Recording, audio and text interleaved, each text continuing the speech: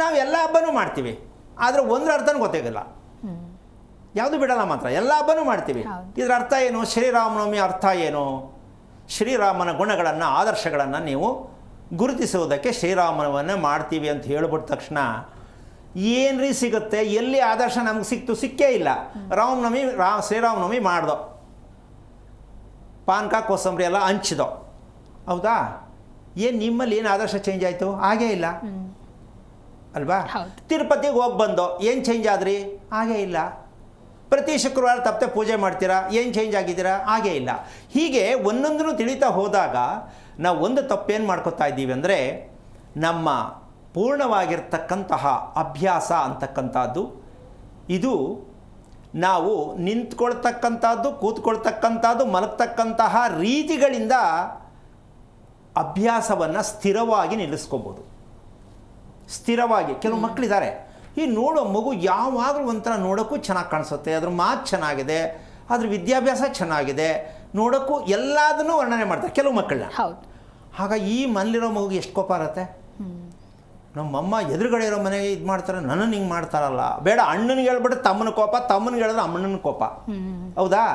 ಇಲ್ಲಿ ಕಾರಣ ಏನಂದರೆ, ನಾವು ಹಣೆ ಬರದ ಮೇಲೆ ಹಾಕ್ಬಿಡ್ತೀವಿ. ಅವನ ಹಣೆ ಬರ ಅವನಿಗೆ, ನಿನ್ನ ಹಣೆ ಬರ ನಿನಗೆ. ಅಲ್ಲ ರೀ, ಹಣೆ ಬರ, ಅದೃಷ್ಟ, ಇದನ್ನೆಲ್ಲ ನಾವು ಬಿಡೋವರೆಗೂ ಉದ್ಧಾರ ಆಗಲ್ಲ. ಅವನು ಸರಿ, ನಾನು ತಪ್ಪು, ನಾನು ಸರಿ, ಅವನು ತಪ್ಪು, ಇದು ಬಿಟ್ಬಿಡ್ಬೇಕು. ಹೆಂಡತಿ ಸರಿ, ಗಂಡ ತಪ್ಪು, ಗಂಡ ಸರಿ, ಹೆಂಡತಿ ತಪ್ಪು, ಬಿಡಬೇಕು. ಇದನ್ನು ಬಿಡಬೇಕು ಅಂದರೆ ಅಭ್ಯಾಸ ಚೆನ್ನಾಗಿರಬೇಕು. ಅಭ್ಯಾಸ ಚೆನ್ನಾಗಿರಬೇಕು ಅಂದರೆ ಮಲಗ್ತಕ್ಕಂತಹ ರೀತಿ ನೀತಿ, ನಿಮ್ಮ ದಿಂಬು ಎಷ್ಟರ ಮಟ್ಟಕ್ಕೆ ನಿಮ್ಮ ತಲೆಗೆ ಹೊಂದಾಣಿಕೆ ಆಗಿದೆ ಅಂತ ಮೊದಲು ತಿಳ್ಕೋಬೇಕು. ಮಗುವಿಂದ ಹಿಡಿದು ಸಾಯೋ ವೃದ್ಧರವರೆಗೂ ತಲೆದಿಂಬು ಎಷ್ಟರ ಮಟ್ಟಕ್ಕೆ, ಮಗುವಿಗೆ ತಲೆದಿಂಬು ಹಾಕ್ತಾರಾ, ಅದಕ್ಕೆ ಚಕ್ರ ಹಾಕ್ತಾರೆ, ತಲೆ ನೇರವಾಗಿ ಚೆನ್ನಾಗಿ ಬರಲಿ, ಗುಂಡಿಗಿರಲಿ ಅಂತ. ಎಷ್ಟು ಜನಕ್ಕೆ ಗೊತ್ತು ಚಕ್ರ ಹಾಕಬೇಕು ಮಗುಗೆ ಅಂತ? ಯಾಕೆಂದರೆ ಮಗು ಆ ಕಡೆ ಈ ಕಡೆ ಕ್ರಾಸಾಗಿ ಮಲಗಬಾರ್ದು, ತಲೆ ಒಂದೇ ನೇರವಾಗಿರಲಿ ಅಂತ ಅದಕ್ಕೆ ಚಕ್ರ ಹಾಕಿ ಮಲಗಿಸ್ತಾರೆ, ಹಿಂದ್ಗಡೆ ಪೋರ್ಷನ್ಸ್ ಎಲ್ಲ ಚೆನ್ನಾಗಿ ಬರಲಿ ಅಂತ. ಈಗ ಫಾರಿನ್ ಸ್ಟೈಲು ಅವೆಲ್ಲ ಏನೂ ಇಲ್ಲ.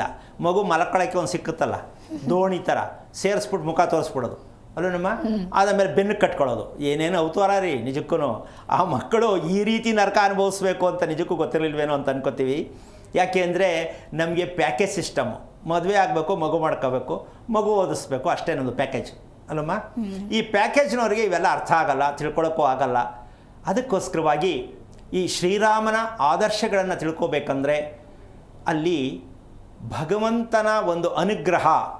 ಈಗ ಶ್ರೀರಾಮ ಮತ್ತು ಶ್ರೀಕೃಷ್ಣ ನೋಡಿದ್ರೆ ಯಾರಿಗೆ ಲವ್ ಆಗಲ್ಲ? ಆಗುತ್ತಾ ಇಲ್ವಾ? ಅವ್ರು ಹಿಸ್ಟ್ರಿ ತೆಗೆದು ನೋಡಿದ್ರೆ ಬೇಕಾದಷ್ಟು ಓದೋ ಕಡೆಯಲ್ಲೆಲ್ಲ ಒಂದೊಂದು ಅಂದ್ಬಿಡ್ತಾರೆ. ನಿಜಕ್ಕೂ ಅದಲ್ಲ ಶ್ರೀಕೃಷ್ಣಂದು ಅಲ್ವಾ? ಸುಮ್ಮನೆ ಏನೋ ಒಂದು ಬಿಡ್ತಾರೆ ಆ ಕಡೆ, ಅದು ನಿಜಕ್ಕೂ ತಪ್ಪು. ಹೆಂಗಸರನ್ನು, ಹೆಣ್ಣು ಮಕ್ಕಳನ್ನು ರಕ್ಷಣೆ ಮಾಡಿದ ಒಂದು ವಿಚಾರಕ್ಕೆ 16,000 ಹೆಂಡ್ತಿರು ಮಾಡಿಬಿಟ್ರು ಅವನಿಗೆ.